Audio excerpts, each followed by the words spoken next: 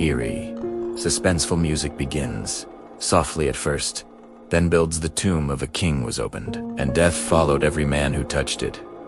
This isn't just the opening line of a horror movie, it's a chilling warning whispered through history.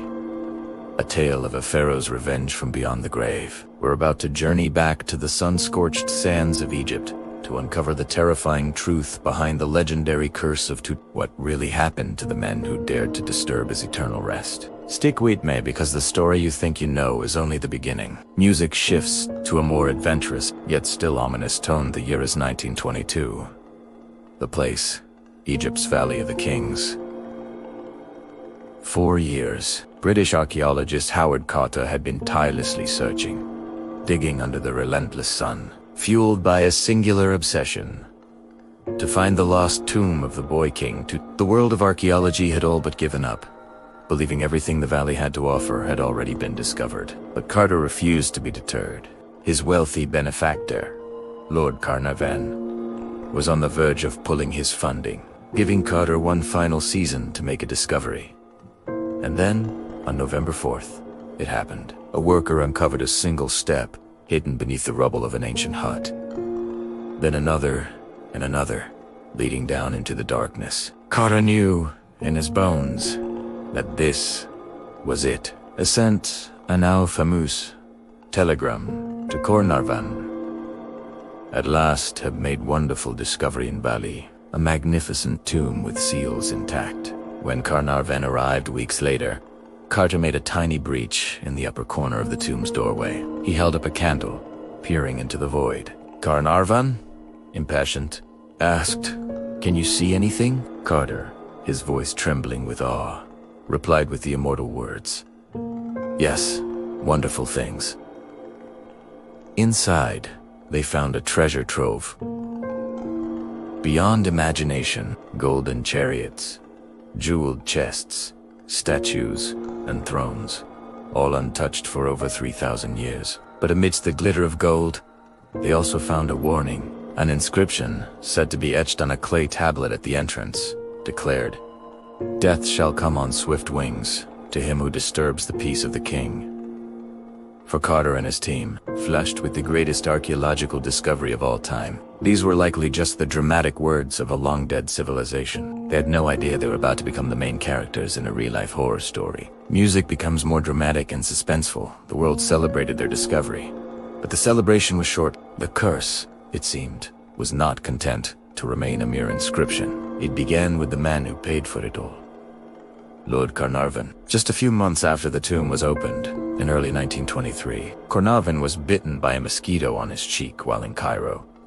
Normally a minor annoyance, but this was different. While shaving, he accidentally sliced the bite, causing it to become severely infected. A fever raged, pneumonia set in, and his body, weakened by a previous car accident, couldn't fight it. On the night of April 5th, at the very moment Lord Carnarvon succumbed to the infection and drew his last breath, a strange and inexplicable event occurred. The entire city of Cairo was plunged into darkness as a sudden power outage swept through.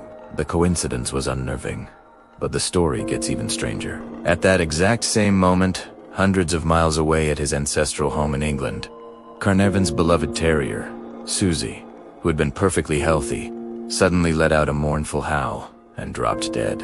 The connection was too precise, too chilling to ignore. The press latched onto the story. The curse was no longer a myth. It had claimed its first and most prominent victim. Music intensifies with a sense of growing dread.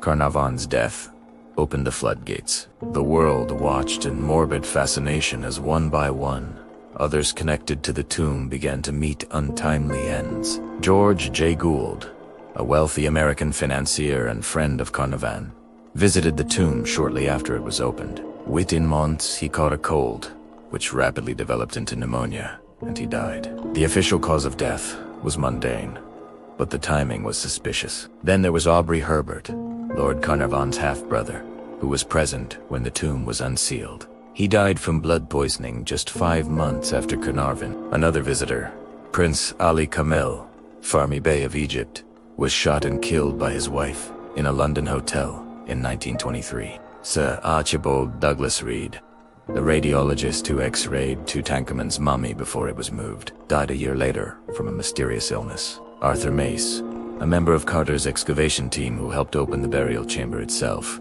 complained of fatigue and died of arsenic poisoning in 1928. The list went on, each death adding another layer to the terrifying legend. By 1929, over a dozen people linked to the discovery were dead. The local Egyptian workers, who had warned the excavators from the start, had their own explanation. They believed the team had not just disturbed a king, but had awakened the formidable god Anubis, the jackal-headed guardian of the dead. They whispered that Anubis himself was now stalking those who had violated the sacred space, carrying out the pharaoh's vengeance with cold, divine precision. The curse had taken on a life of its own, a relentless force that seemed to hunt down its victims, no matter where they went. Music becomes reflective, slightly melancholic. Amidst the chaos and fear, one man seemed inexplicably immune. The discoverer himself, Howard. He was the one who had made the first breach, the one who had spent more time in the tomb than anyone else. Yet, as his colleagues and visitors perished around him, Carter lived on. He scoffed at the idea of a curse, calling it Tommy rot, and blaming the media for sensationalizing a series of tragic coincidences. He continued his work, meticulously cataloging the thousands of artifacts from the tomb, a process that took a full decade.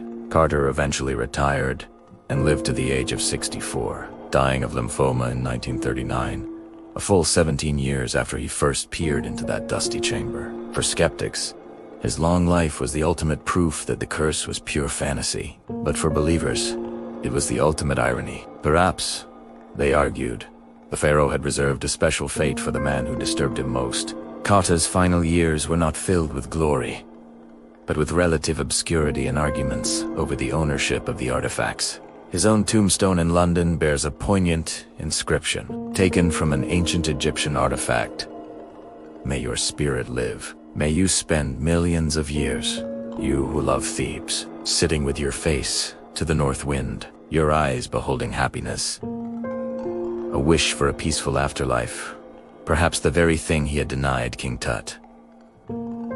Music becomes eerie and quiet. A whisper so, was it a curse? Or a collection of coincidences, magnified by a public hungry for a supernatural story? Scientists have proposed logical explanations. Perhaps the tomb contained dormant, toxic mold spores or bacteria, which, when released, infected those with weakened immune systems. The stress, the heat, and the poor sanitation of the era could also have played a role. But these explanations have never fully satisfied the mystery. They don't account for the power outage in Cairo, or the death of a dog hundreds of miles away. And even today, the legend endures. The artifacts of Tutankhamun now reside in museums, seen by millions. Yet, whispers of the curse persist. Security guards at the Egyptian Museum have sworn they've seen things they can't explain. Late at night in the silent, darkened halls, they claim the eyes on Tutankhamun's golden death masks seem to follow them to move in the dark, as if the boy king is still watching, still guarding his peace from the world of the living. The curse of the pharaoh, it seems, is not so easily laid to rest. Music swells slightly, then fades out. What do you think? Was it a genuine, ancient curse? Or just a powerful story that we all wanted to believe? Let me know your theories down in the comments. Thanks for joining me on this dive into one of history's most chilling mysteries. If you enjoyed this journey, don't forget to hit that like button and subscribe for more tales from the shadows of history. Until next time, stay curious.